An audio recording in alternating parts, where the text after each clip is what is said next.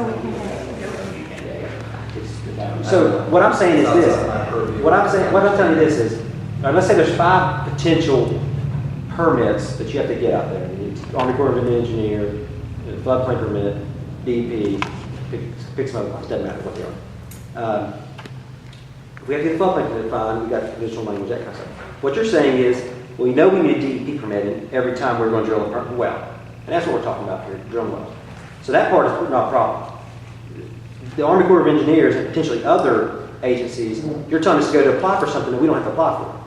Well, of course, I'm not meaning you. What if somebody wanted to go out in the meadow and build something that's right in the middle of the wetlands? Well, Don't we need proof that the Army Corps of Engineers said, okay, they can do it? In that scenario, the way it's written now, that would be a required permit. If we had to have an Army Corps of Engineer permit, you would get that permit before, subject to the conditional permit. The permit would be granted conditionally. I think you're covered, because if it is required, the floodplain permit can't be granted under the language until you present it. If it's not required, you don't have to present it. Okay. Go ahead. Mr. Hastings, you're one heck of a speaker, but I worked for 30 years for an oil and gas company, okay? And to be quite honest with you, anytime there was a major project going on, the company pretty much, before they even allocated the funding to do the project, all of the stuff was checked out to see what the feasibility, what permitting, what were the requirements for on the interstate transmission stuff with the FERC regulatory stuff. And I would imagine that with the amount of money that is being spent on projects in this state right now, in West Virginia and Doddridge County, which a lot of that stuff doesn't fall under FERC. I would imagine for as long as EQT has been in business, they have a business plan in process for where if they're going to drill, if they're going to do something, they have stuff spelled out. That's right. If they didn't have it spelled out, so this is like, it's almost kind of, to me, a sort of a moot point, because that company's going to have their ducks in a row before they invest the money on the project. I agree with you. And what I think. Let me finish. Let me finish. What makes me nervous about what you're saying about a conditional permit, even though Mr. Tennant said that the county would not be liable, what makes me apprehensive is that if the county gives you a conditional floodplain permit, that when something happens with the study or something isn't quite right, that you are going to come back and sue the county and use the fact that they gave you a conditional permit. But that's what's the issue that now? would be no difference if we actually got a permit and then something happened. If we got a permit today, for example, we could go start drilling tomorrow, you still have 20 days to appeal. That could shut it down. So that wouldn't be any different than the scenario that's going to exist by operation.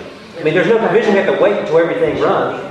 But it puts more of a burden on the floodplain administrator, because the floodplain administrator and the county has to go through the process twice, sort of have to review stuff on the conditional thing, and then have to look at all the documents or whatever evidence you're supplying on the floodplain permit that you're applying for and stuff. So it's making the job. It's a couple pieces of paper.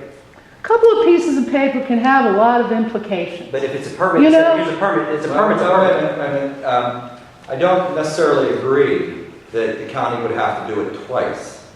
Even under the conditional language, I would suggest that for the floodplain administrator to be in a position to grant this conditional permit, he would have to go through the whole process of inviting all these participants under the notice provisions, right? Yeah, right. Well, so all that work is done. The only conditional nature of it is that they want to do it first, and that we would stand here, and Dan Wellings would stand here and say, bring me the permits. Bring me all the permits. It's conditional only to the extent that we're holding it until we see all the permits. It's not like we're going to have to go through the process again. Okay, well, what I'm not understanding here, this is where I have an issue. You're saying, bring me all the permits, okay? The state and FEMA put the power in the county's hands in dealing with the floodplains. So actually, it's kind of my simple brain, it's a no-brainer. If it's in the floodplain, I really wouldn't care what other permits were issued. If it's in the floodplain, that should sort of give a company a situation where it's a red flag. We don't want to drill in the floodplain. No, that's the mischaracterization I think people are misunderstanding here. If it's in the floodplain, it doesn't mean no development. In the floodplain, it is not just oil and gas development.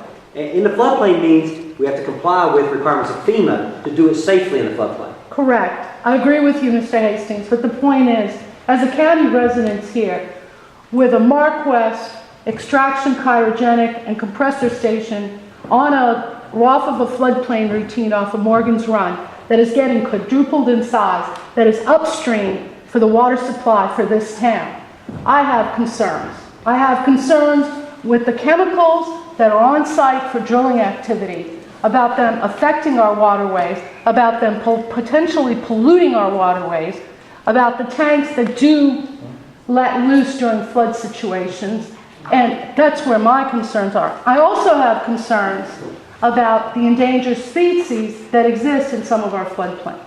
And I think all of your concerns are legitimate concerns. I'm not here to say they're not. What I'm here to say is this. That doesn't mean you can't develop there and do MarkWest's or whatever, or any other development